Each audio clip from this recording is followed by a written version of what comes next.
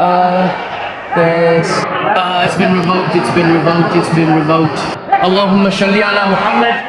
عليه السلام محمد صلى الله على محمد صلى الله على محمد هذا النهاية لا ربي وصلتها أيدي صلى الله على محمد صلى الله عليه وسلم يهنو هذا المينا يهدو جامي هذا صلى الله PBNU kesiapan dan kesediaan Lirboyo sebagai tempat utama. Sekali lagi setuju? Forum Ulama kembali memanas. Kali ini Konbes Munas PBNU, tepatnya di Pondok Pesantren Al-Falah, Peloso, Jawa Timur, kembali menjadi bulan-bulanan netizen. Kaum Nahdliyin kemudian memergoki ada oknum yang menunggangi Forum Ulama terbesar tersebut. Kali ini dibalik ketegangan Munas Konbes NU, publik menuding dan mulai bertanya tentang murni perbedaan pendapat ada pertarungan opini di tengah-tengah kaum Nahdliyin yang menyaksikan perhelatan tersebut. Sehingga pengaruh yang lebih besar antara lain ada yang menunggangi. Namun sampai saat ini tidak bisa diungkap kerana publik, sahabat beriman semua. Hingga kini belum ada bukti siapa yang berada di balik riuhnya forum tersebut. Inna lillahi wa inna ilaihi raji'un. Namun satu hal yang pasti, sahabat beriman semua, setiap gejolak di tubuh NU selalu menarik perhatian dan banyak kepentingan di dalamnya. Sehingga kepentingan terhadap arah organisasi ke depan dari NU atau yang kita kenal dengan Nahdlatul Ulama kian memanas karena ada oknum yang menunggangi di balik riuhnya dan kontroversi dan saling tuding di forum tersebut, sahabat. Bagi mereka yang melanggar kode etik dan kode perilaku, santri, pengurus pesantren yang melanggar kode etik dan kode perilaku bisa ditarik untuk diadili di mahkamah pesantren. Begitu juga ada di Sukorejo Asembakus, ada juga mahkamah pesantren. Gitu. Nah, NU yang sebesar begini itu harus punya itu. Jadi setiap pelanggaran yang dilakukan oleh pengurus, konflik-konflik yang dilakukan oleh pengurus, ya, mulai dari bawah sampai PC, PW, PBNU itu bisa diinikan oleh Mustasar. Gitu. Iya. Ya, ini mestinya menjadi prioritas dan pemikiran bersama ketika kemarin itu ada konflik antara Rois Am, kemudian Ketua PBNU, kemudian siapa hakimnya, ternyata Mustasar ini seolah-olah tidak berfungsi nih. Tidak punya fungsi. Bukan hanya mustasarnya yang tidak berfungsi, tapi majelis tahkimnya sama gitu. Tidak berfungsi. Gitu. Jadi Prof. Hanif mungkin ingin mengatakan bahwa Mustasar ini jangan hanya menjadi label saja, pemanis saja, gitu ya. Di etalase ada dan tidak adanya itu sama saja. Ya. Artinya ini Mustasar. Artinya Mustasar itu harus diperankan di sini. Ya, betul. Jadi di dalam draft tata tertib itu atau ADART itu dikatakan bahwa Rois Am itu punya kekuatan super body gituan ya. Iya, yudikatif. Nah, iya betul. Negara punya triumvirat, ya, Tanfidiyah, Syuriah, dan Mustasar itu sebagai yudikatif, gitu. Berarti kalau ketua Tanfidiyah itu presiden lah ya, ibaratnya. Betul. Kemudian Rois Amnya DPR, MPR. Nah, kemudian Mustasarnya sebagai yudikatif, gituan ya. Berarti fungsinya di situ. Nah, tempo hari Prof. Hikam juga mengatakan dia sebagai Mustasar tuh. Selama beliau menjabat itu belum pernah ada undangan rapat ini. Artinya Mustasar ini hanya seolah-olah aja nih struktur ini kelihatannya nih. Itu pandangan seperti itu. Jadi di dalam ADART besok itu harus diperkuat perannya, begitu ya, Prof. Betul. Ya. Terus yang kedua juga tadi bahwa kalau tata tertib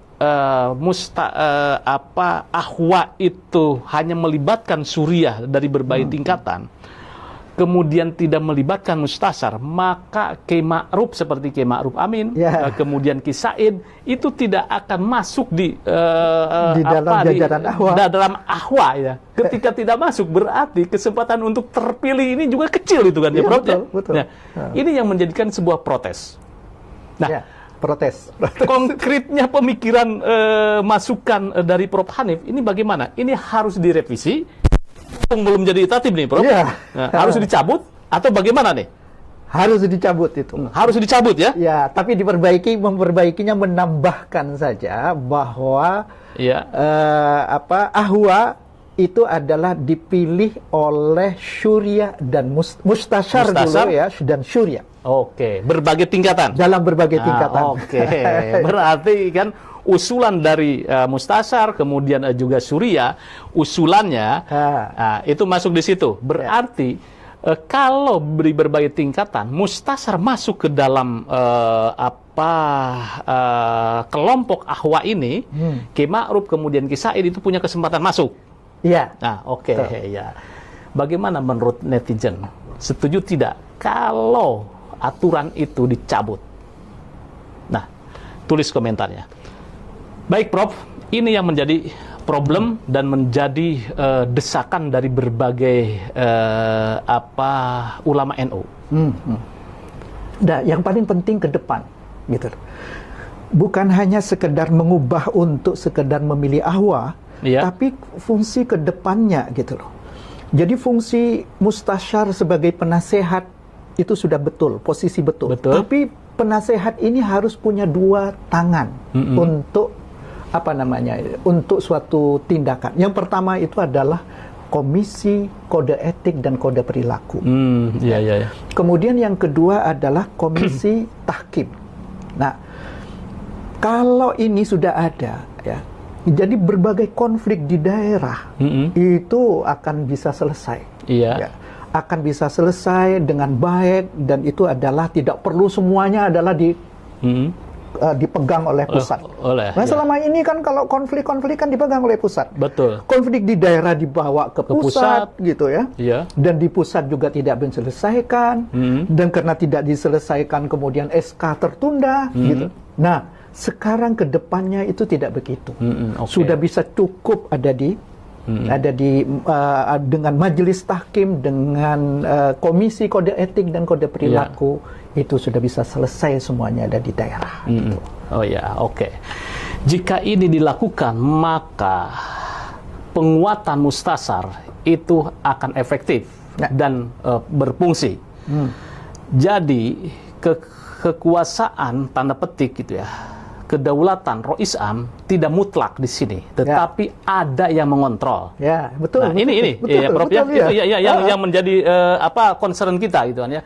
Jika kekuatan atau positioning Suriah dalam hal ini Rois Am absolut, maka ini sebetulnya banyak yang mengkhawatirkan. Iya, betul. Apalagi kalau kapasitas Rois Amnya tidak seperti kapasitas Mbah Hashim. Nah, Rois Akbar gitu. Ini akan menjadi problem ini. Betul.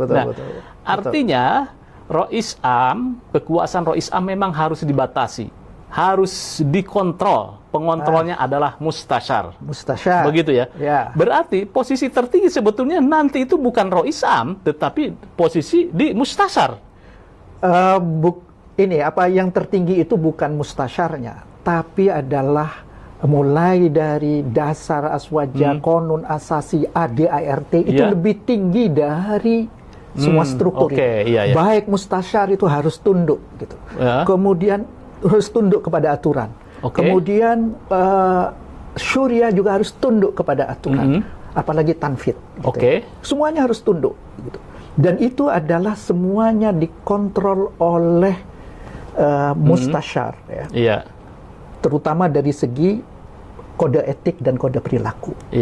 Kemudian majelis tahkim. Jadi semuanya bisa dihakimi oleh majelis tahkim itu. Siapapun pengurus. Wah, sangat menarik untuk disimak ya, karena ketika forum ulama memanas, spekulasi yang semakin liar bermunculan tentunya. Namun siapa yang sebenarnya diuntungkan dalam forum dan diskusi tersebut? Namun siapa juga yang sedang menguji kekuatan? Dan pertanyaannya itu masih menggantung sementara orang-orang yang tersedia baru menunjukkan bahwa adanya benturan pandangan di dalam forum-forum tersebut. Innalillahi wa inna ilaihi raji'un. Penunggang asli mungkin tidak bisa disebutkan, namun kita sebagai umat muslimin dan kaum Nahdien sudah bisa menebak siapa oknum yang menunggangi forum tersebut. Sehingga kajian-kajian yang dilontarkan tak terlepas dari orang-orang yang tidak mempercayai bahwa di Munas tersebut tidak bisa diselenggarakan. Wah, kacau, kacau, kacau. Sementara tak ada bukti kredibel yang menunjukkan adanya dalang kerusuhan tersebut. Mungkin di Munas-Munas selanjutnya akan lebih berhati-hati. Dan kali ini umat tertuju pada kaum mukibin atau orang-orang yang senantiasa mempercayai bahwa habaib adalah benar-benar keturunan dari Rasulullah Muhammad SAW. Wah, sangat menarik ya tentunya. Dan kalau Anda ingin membuat bagaimana kerusuhan dan keriuhan di antara ulama-ulama Nusantara dan kaum Nahdien tersebut, maka Anda bisa menyaksikan forum-forumnya yang telah berseleweran di beberapa platform media sosial, sahabat beriman semua. Peloso Kediri menjadi panggung arena digital gladiator, sehingga perhatian nasional di Monas Konbes tersebut patut kita acungi jempol. Namun, ada keterlibatan di balik oknum-oknum yang menunggangi forum-forum dari ulama Nusantara, serta kajian-kajian yang ada di dalamnya, sahabat beriman. Dan sebagai salah satu forum paling panas dan beberapa tahun terakhir, tentunya polemik ini akan senantiasa dibawa ke ranah polemik nasional dalam negeri. Dan tentunya isu-isu yang terus berkembang di kalangan masyarakat, mungkin kita bisa menilainya masing-masing. Sehingga di balik forum resmi yang penuh dengan musyawarah, publik menyoroti siapa yang mampu mengendalikan arah keputusan. Satu langkah yang bisa mengubah peta dan satu keputusan yang bisa memicu gelombang reaksi hingga ke akar rumput dari kaum Nahdlatul Ulama tersebut. Lantas bagaimana ke depannya warga Nahdien menyikapi pertentangan dan perbedaan pola berpikir tersebut? Nantikan update video terbarunya hanya di kanal Muslim Kontroversi. Semoga Anda bisa lebih memahami siapa penunggang di balik kerusuhan dan saling tuding dan saling klaim di forum Monas Konbes tersebut, khususnya di salah satu pondok pesantren terkemuka di Jawa Timur. Share video ini dan jangan lupa subscribe agar Anda tidak ketinggalan update dan informasi terbaru hanya di kanal ini. Wassalamualaikum warahmatullahi wabarakatuh.